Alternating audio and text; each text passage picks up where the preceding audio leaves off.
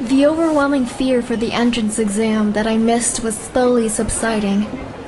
I was sitting on the floor and looking at the books around me. Luckily, most of the students were taking the exam, and no one could see me crying. After some time, I calmed down and wiped away my tears. It's no use crying over spilt milk. I'll wait till the exam is finished, and I'll ask to speak with the professor. It must have been somebody's inadvertent mistake. I picked up my books and notes from the floor and headed to the vending machine. The candies were giving me some kind of comfort, and that's when I saw Mizuki. Hey, Mizuki, please tell me you weren't at the exam, because the system is down and your application didn't go through. I'm not the only one who stood up, right? What happened to you? You look like you've been running away from someone. Take it easy. Take a deep breath and tell me what's going on. I'm upset, Mizuki. I'm sorry.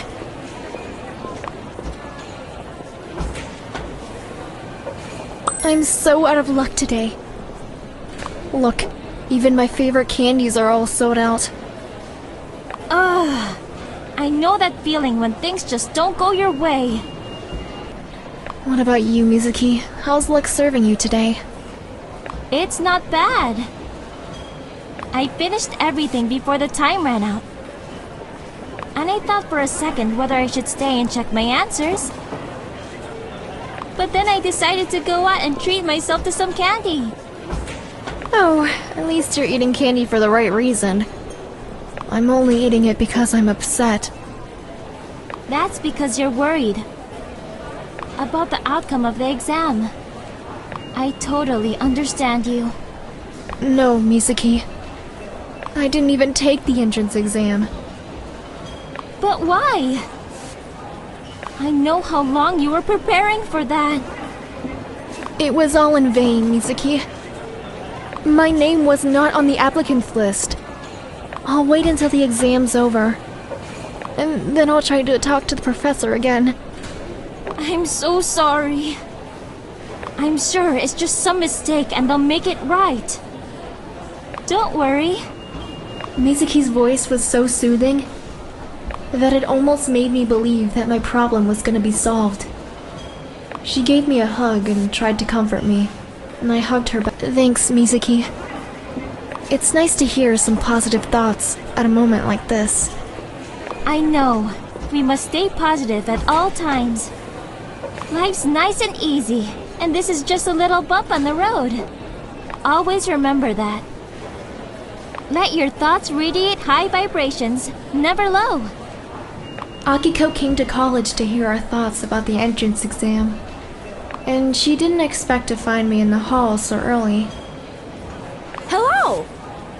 I knew the two of you would be the first to finish all the questions. Hello, Akiko. Well? Hi. I didn't take the exam. I explained everything to Akiko, and she was on the verge of barging into the classroom, dragging the professor out and interrogating him.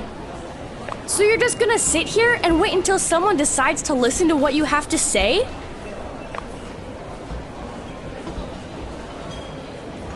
My hands are tied, Akiko.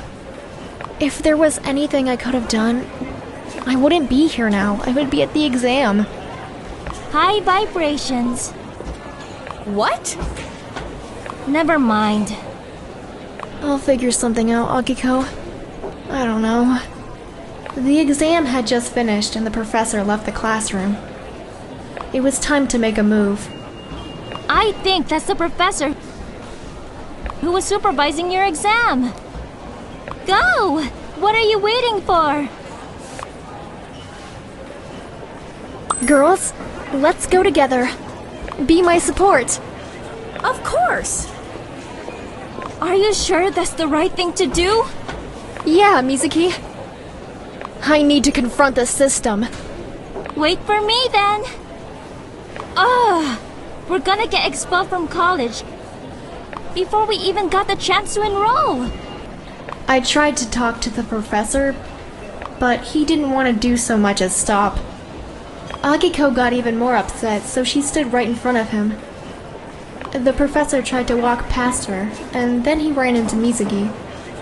He turned around and saw me standing right face to face with him. He didn't have anywhere else to go. He had to listen to what I had to say. He promised to check my application, and he took my personal information. I sighed with relief.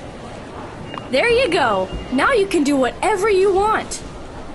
I should have come with you to the exam. I wouldn't have let him prevent you from taking that exam. It's easy for you to say, Akiko. I still wouldn't like him to have it in for me since the very first day. It's also not fair that you missed the entrance exam. I only hope all this will end well for you.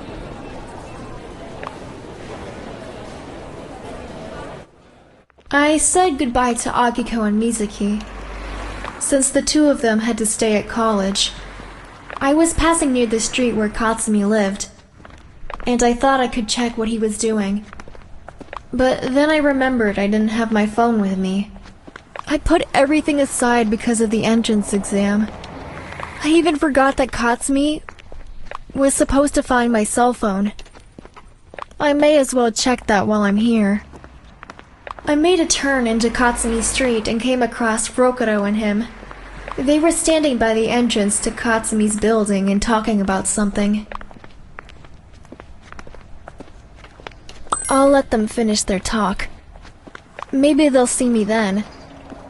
Thank you so much for the offer, Rokuro. But I can't do that. Why are you acting all so nice now? I live closer, so I'll bring her the phone. Absolutely not. They're talking about me. I can't listen to that without meddling in. Trusted me with it, so I'll give it to her personally. Alright, Katsumi. Give me back my phone then. Here you go. Thank you. Tell me, how did you manage to find it? Just like I assumed. Somebody called and said the phone was waiting for me at the metro station's info point. But in order to take it, I had to hand over the phone that ended up in your hands because of the unfortunate turn of events. Do you believe him?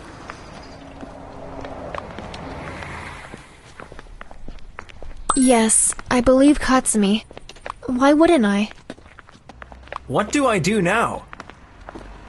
It all sounds a little unbelievable to me. I told you everything that happened. You two think whatever you like. You can't blame us for not trusting you like we used to. I'd like you to have a little faith in me, Rokuro. I have no intention of lying to my friends. That's nice to hear. Excuse me now, I have to call my mom. She's not gonna be happy when she hears the bad news. Bad news? What bad news? Wait a minute. You're coming from college just like us. How did the entrance exam go? There was no exam for me. I told them everything that happened and that Akiko stood up for me. Rokuro and Katsumi were convinced that things were gonna go in my favor and that I shouldn't be upset. I stepped aside and called Mom. For goodness sake! Why haven't you been answering your phone for so long? Hey, Mom. Sorry, I put it on silent. Because of the exam. So how did you do at the exam? With the score like yours, you could have been admitted to any college. You know that. Mom, I didn't take the entrance exam. There was a mistake and my name wasn't on the list. But I'll take care of that. Oh, is that so? Honey, that only means you shouldn't enroll at the police academy. That's really a dangerous occupation. Mom, I'm not gonna give up on my dreams. Just think it through, okay? Your father would have been alive now if he had chosen a different occupation. You're always bringing that up, and yet you never want to talk about Dad. Now is neither the time nor the place to discuss that. After all, you know your father loved you immensely, and that's all there is to it. I miss him every day. I miss Dad too, and when I do something he loved, I feel closer to him. That's why I'll never give that up. Now you're gonna make me cry. I can't. I'm sorry. I love you, Mom. Don't you worry about me. I love you too, my one and only child. See you later at home. Rokuro and Katsumi saw that talking to my mom made me sad. I wasn't in the mood for crowds. I only needed comfort and a hug from my boyfriend. That's why I didn't go straight home afterwards.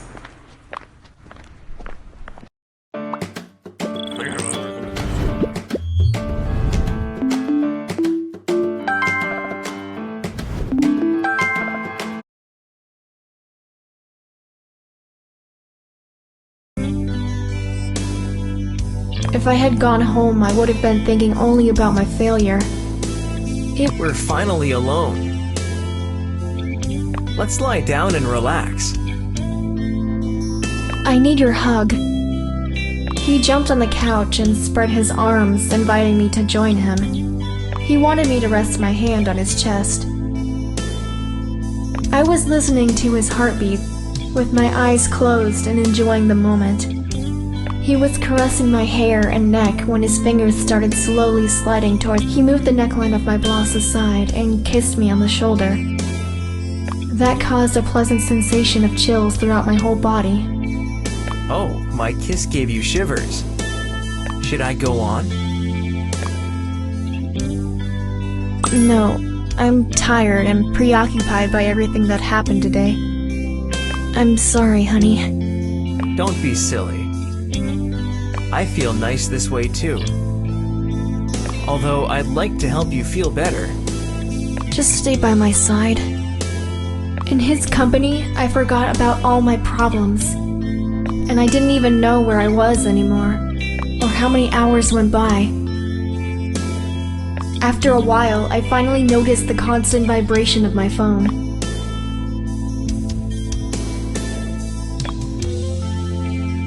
Honey, Akiko is in some kind of trouble and she needs my help.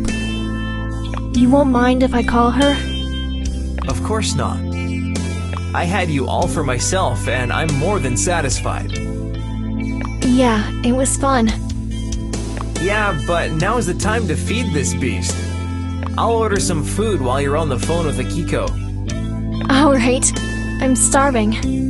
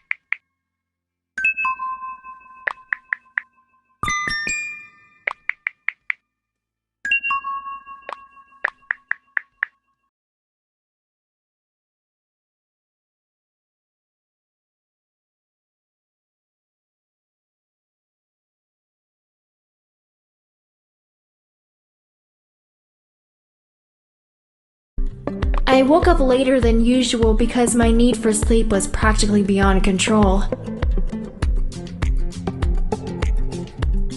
I got up and went to the bathroom.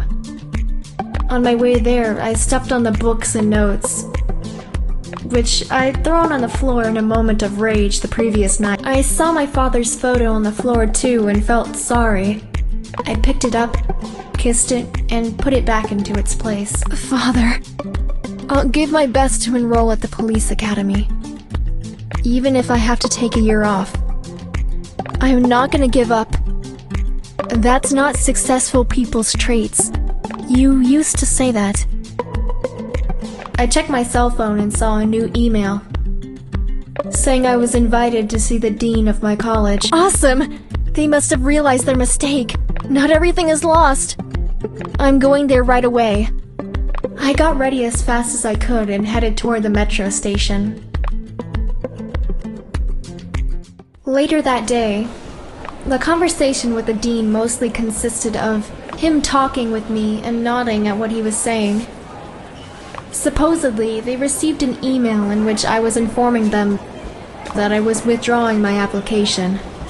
I couldn't say anything in my defense, as I was completely shocked at what I heard. They promised to send me that email so I could see it with my own eyes. But how could that happen? Nobody had access to my account. Maybe somebody made a joke hoping nobody would take it seriously. Then I remembered to check my cell phone and try to find the sent email. Normally, I'd delete old mail, but it was surely worth a try. Oh no! I found the sent email. No, I didn't do this. This was done by someone who had access to my phone. Who is responsible for this?